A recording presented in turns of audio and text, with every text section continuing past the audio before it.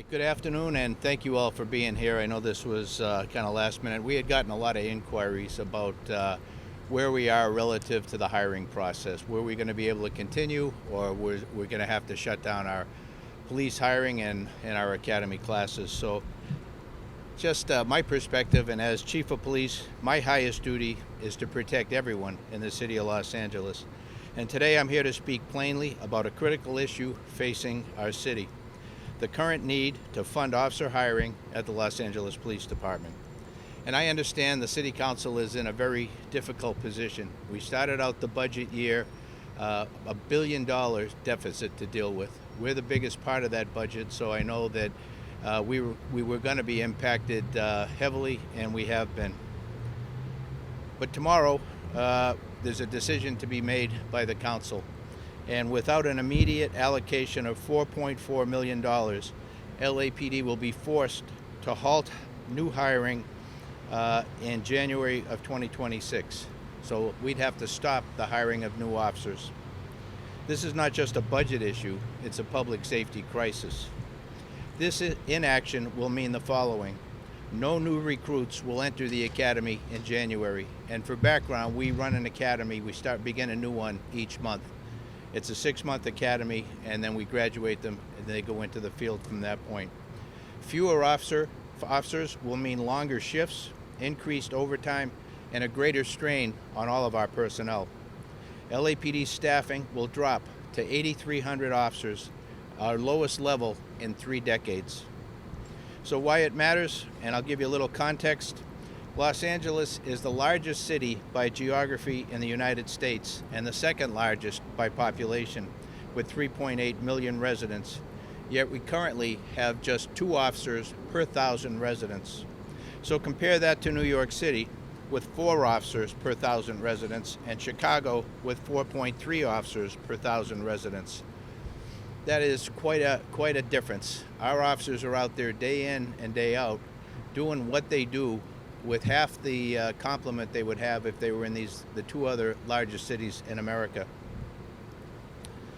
We must close this gap in order to keep Angelenos safe, especially as we prepare for the 2026 FIFA World Cup and the 2028 Olympic and Paralympic Games. We've established tremendous momentum on recruitment and hiring fronts, and that had been a problem previously. Thanks to reforms and leadership changes, the LAPD has received about 1,000 more applicants fiscal year to date as compared to the same period last year. Just give me a sec. Yeah.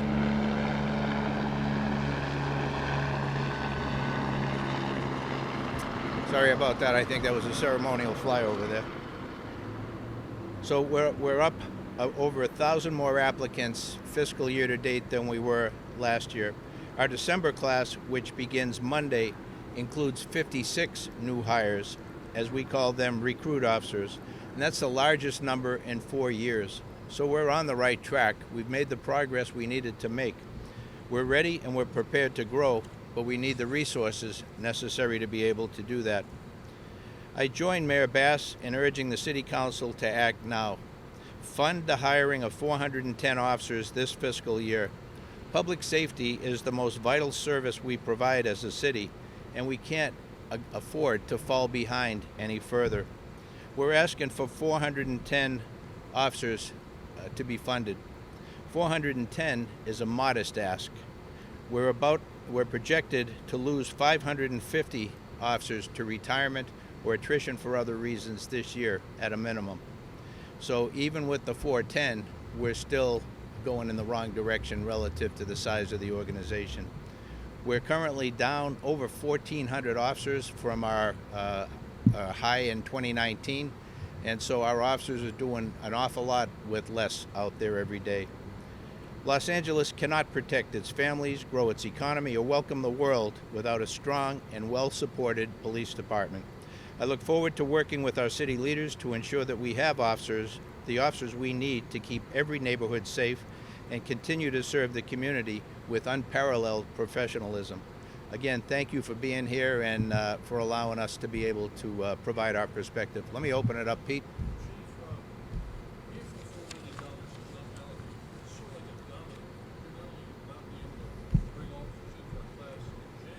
Right. But you're talking about February, March as well. There's no funding for any of those classes. Even if we had the applicants, right? Yeah, thank you for that question. Yeah, this is a cascading effect because the funding would be for the rest of the fiscal year, which means there would be no class in January, February, March, April, May, or June. And you're projecting, I want to make sure I'm getting this right, roughly around February to March, between drop and other retirements and everything else like that, we're going to lose 500 officers. 550 at a minimum are our projections now. And that would bring us down to what? Let's just About say 8,300. About 8,300, yeah, more or less. or less. And that's the lowest we've had since 1995. If it goes to 8,000, what are we at? 40-year low? Yeah, probably somewhere in that range. I don't have those numbers, but the residents of this city deserve the protection that the LAPD can provide. There is no final law enforcement agency in the world, but we need to be able to have appropriate resources to do the job, to avoid burnout, to provide for backup, and to be able to do the job the way it should be done. Does this send a signal if the council doesn't approve $4 million that those applicants, including Los Angeles police officers and even LA, say they're not serious? Why do they go to the academy? Why do they go to Colorado or apply to some other agency somewhere else in California? Now, exactly. We've done, I think, a very good job in increasing our recruiting numbers by about 27% year to date. So we're optimistic about having the ability to be able to bring the best and the brightest to join the LAPD. We need the resources and the support necessary to be able to help follow up with that process, go through the hiring process, hire them, get them through the academy, and out onto the streets where they. Sorry if I'm big here. In theory, that building has a $13 million budget. $4 million, I hate to say it, that's chump change. Yeah. They can somehow find $4 million out of a $13 billion budget. Yeah. Hire 400 officers. We're hopeful that they will find that tomorrow. That's kind of our ask is very much, to thank them for their serious consideration of this issue, but to be able to put it out there, what's at stake here. As we move forward, we are doing a tremendous job in driving crime down. Homicides down 21+%, and we're down in literally every crime category or trending in that direction year to date. So our folks are doing their part, but we need the support to be able to give them the relief they need, the backup they need, and the support overall to be able to do the mission, to provide for training that'll be necessary, to be able to staff appropriately the FIFA World Cup and the Olympics and Paralympic Games as we move in the next couple of years. So as to go back to your original part of that, if we were to shut down training for the rest of the fiscal year, it would take quite a bit of ramp-up time when we were given the okay to begin again. It's not a flip of a switch. There's a lot of moving parts that go into that. Chief, you brought up those international events. Talk about the need for public safety during those times. When you look at the city's reputation for safety, how critical is it for you from a staffing standpoint to be ready for those events? Yeah, I think it's critical to all of us that we be ready and that we provide the best opportunity for people who do visit during the Olympics and the FIFA World Cup to look at LA as a safe city, as a safe destination location, somewhere that they will leave with a very pleasant experience and want to come back here again. You look at across the board, the economic engines that drive this city, the entertainment industry, the tourism industry, and so many others, they're looking as a baseline public safety. They want to feel safe. Right now, there's a disconnect between the anxiety people have about their perceptions of safety and the realities. As I mentioned, crime is down dramatically from where it was. That's not the word out there that's being talked about. So we have a lot of work to do to be able to bring those into alignment. But LA is a safe city. We have issues certainly that we need to deal with continuously, but the level of anxiety is not in alignment currently with what our reality.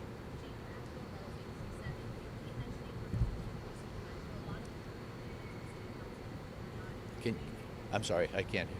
For a lot of those on city council who are not in agreement with funding with the actual organizations, they say that crime is down drastically. So what would you say in order to get that kind of funding? What is necessary?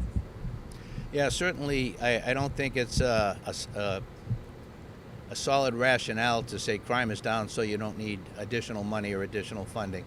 What we're doing is building for the future. The people who come into the academy now, they'll serve the city for 30 to 35 years before they retire. And so we're hopeful Let me hold on a bit.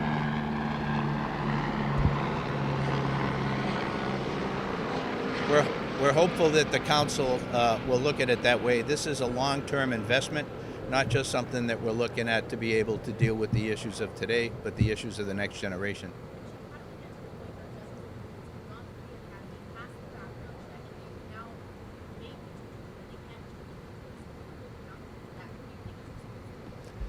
You know, and again, I know it's a very, very difficult fiscal situation. The council finds themselves in, the mayor finds herself in, but we have to, I believe, and again, my perspective as the police chief for this city, is that the foundation and the primary job of government is to provide for the safety of its residents and visitors to the city. What I'm asking is the support to be able to do that in a way where we're able to protect our officers, our professional staff, and be able to protect all of the residents and visitors to Los Angeles. And doing that in a decrease, we're decreasing now in the numbers of people on the job, where we should be increasing and should have been increasing for the last 5 years in preparation for these worldwide events. Chief, if you have it dropped down from 88,000 or something like that, what will that mean for the future? You're talking about problem-solving liquid policing. Right. Do you even do that at all? We're getting back to basics. I mean, right now, where our folks are out there and handling the radio calls the best they can. I'm amazed, really, at the size when I came back after 15 years away, the size of our specialized units, and yet what they get done. Our focus as a department has to be to answer calls for service for the community when they dial 911. We do that, and we do it well. I would love to be able to have more personnel to be able to focus on things like sex trafficking, like cyber crime, cyber fraud, all of the things that we see that weren't even in the lexicon of policing 20 years ago, now are something that are real threats. As I look at the Olympics coming forward and FIFA, I look at the threats we'll face from drones, from cyber, from a number of different types of attacks that we didn't have to prepare for in previous years. That's an added layer on top of what we're already doing. Without a proper number of police officers, is burnout going to be an increasingly severe problem for the LAPD? Yeah, burnout is a problem. We see it in agencies across America. We see it in our neighboring agencies here. Our folks are working a lot of hours. They're working a lot of overtime and spending a lot of overtime money. And while we have far fewer officers, the workload doesn't reduce, so we have to spend overtime to be able to address the issues that the public deserve to have dealt with. And so it's something that is very nuanced, very much a cascading effect for what we're talking about here. And my hope is that we'll look back and think that this was unnecessary to have this press conference, but right now I think the public deserves to know what's going on and to provide a perspective that I think will be instructive to everybody who lives in LA and visits LA. What's the likelihood that you'll enter a hiring freeze if the city council doesn't? Well, we will. I mean, if they don't rule in our favor and provide that 4.4 million, we shut down the academy starting January, and that goes through the end of the fiscal year. At the end of the fiscal year, they'll have to reevaluate, make decisions then. But once you shut it down, to ramp it up takes a significant amount of time. Take months to do it right. Yeah. Well, you'll never catch up. Once you shut down, all of those 410 we're asking for, you're pushing that down the road. We won't be able to recover because we'll continue to lose people at the rate of about 550 a year. So going into the Olympics in 2.5 years, that's going to put us in a place where we don't need to be. Thank you. Any others? Sir?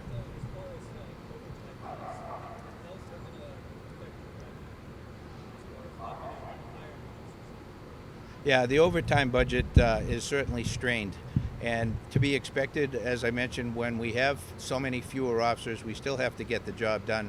The only way to be able to achieve that is through our overtime account. That was cut back $36 million during this budget cycle, 35,000 hours. So we're in a place where we're pushing everything. We're looking at everything so closely, trying to be as judicious as we can with every tax dollar that we deal with. But we're in a place where there's an extreme strain going. Chief, is there any way you can freeze overtime costs to make sure you don't cancel the debt class? Is there any way we can cut overtime costs? Yeah, to see if you keep it debt class. Yeah, we're over budget on overtime, so to be able to cut things wouldn't be able to allow us enough to be able to provide for that. And we don't have people working overtime that isn't absolutely necessary. We've looked at that very close. Supervisors monitor that every day. If we could figure out a way to cut something that that we're doing that we could not do anymore to provide for classes, we would do that. But I just look at what I think most people don't understand is the LAPD budget. 95% of it, almost 96% of it, is personnel, and so that leaves 4.5% for all of the tools, technology, training, and everything else that we need to do. So we're very lean. Got time for one more question. I gotta get the chief. Well, thank you again for being out here today. I appreciate all of you. Thank you.